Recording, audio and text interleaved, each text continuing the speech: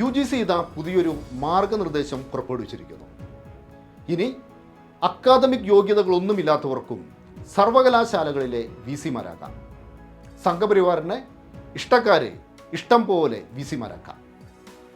ഉടുതുണി പോലും ധരിക്കാത്ത നഗ്ന സന്യാസിമാർ VC-മാരായാൽ ഒട്ടും അത്ഭുതപ്പെടേണ്ടതില്ല.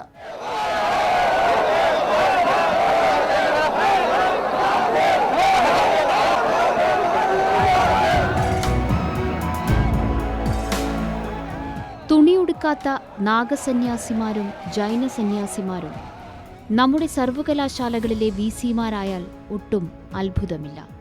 UGC VC നിയമനങ്ങൾക്കായി പുതിയ മാർഗനിർദ്ദേശം പുറപ്പെടുവിച്ചിരിക്കുന്നു.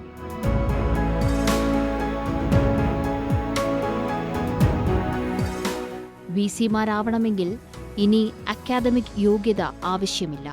വ്യവസായം, പൊതുഭരണം, പൊതുനയ രാഷ്ട്രീയം, പൊതുമേഖലാ സ്ഥാപനങ്ങളുടെ നേതൃനിരയിൽ പ്രവർത്തിച്ച് പ്രാവീണ്യം നേടിയവർ തുടങ്ങിയവർക്ക് VC-മാരാകാം.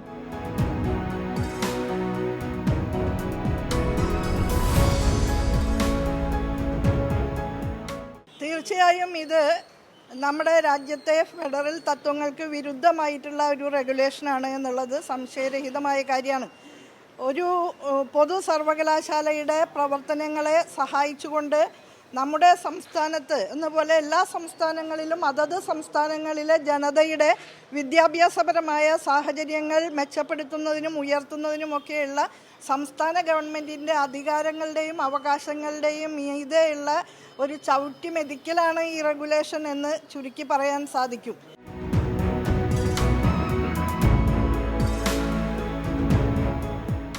സംഘപരിവാറിന്റെ പ്രീതി പിടിച്ചുപറ്റാനായി നടത്തിയ പേക്കൂത്തുകൾ കേരളം കണ്ടതാണ്.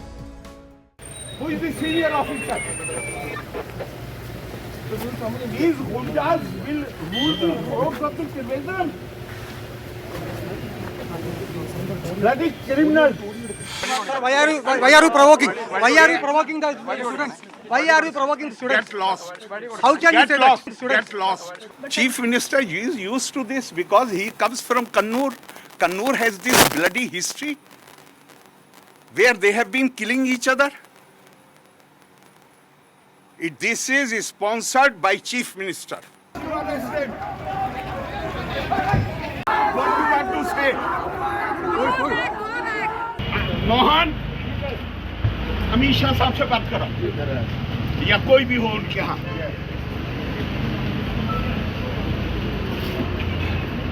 और नहीं तो फिर प्राइम मिनिस्टर के यहाँ बात करो अपने डॉक्टर हिरेन देसाई से. No, I will not go. You were giving them protection here. Police they were standing here at the police protection. I will not go from here.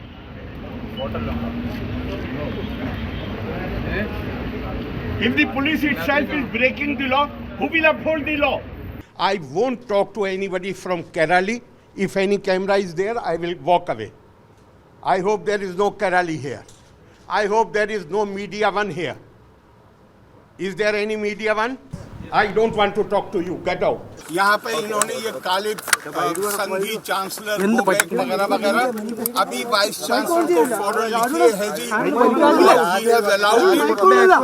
अभी वाइस चांसलर को अभी notice भेजिए कि have you reported to the police how these banners are there and have you taken any action? और अगर जवाब आए कल इसके खिलाफ एक्शन लेना है. പുതിയ മാർഗനിർദ്ദേശം നടപ്പിലായാൽ പിന്നെ VC നിയമനത്തിൽ സംസ്ഥാന സർക്കാരിന് ഒന്നും ചെയ്യാൻ സാധിക്കില്ല. 3-അംഗ സെർച്ച് കമ്മിറ്റി നിലവിൽ വരും. കമ്മിറ്റിയിൽ ഒരാളെ UGC നിയമിക്കും, മറ്റൊരാളെ ചാൻസലർ നിയമിക്കും, മൂന്നാമത്തെയാളെ സെനറ്റിനും സിൻഡിക്കേറ്റിനും നിയമിക്കാം. UGCയുടെ പുതിയ മാർഗനിർദ്ദേശം നടപ്പിലായാൽ പിന്നെ രാജ്യത്തെ എല്ലാ VC-മാരെയും മോദി നേരിട്ട് നിയമിക്കും.